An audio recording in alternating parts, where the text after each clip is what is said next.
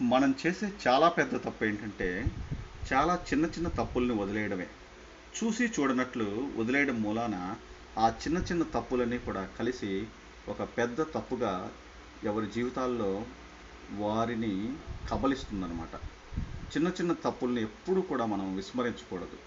ఎవరు చేసినా సరే సున్నితంగా చెప్పాలి. అలాగని మొహం మీద విమర్శించడం, లేదా మనసు గాయపడేటట్లు చెప్పడం, ఆ విధంగా కాకుండా సున్నితంగా, ఓపికగా చెప్పాలన్నమాట.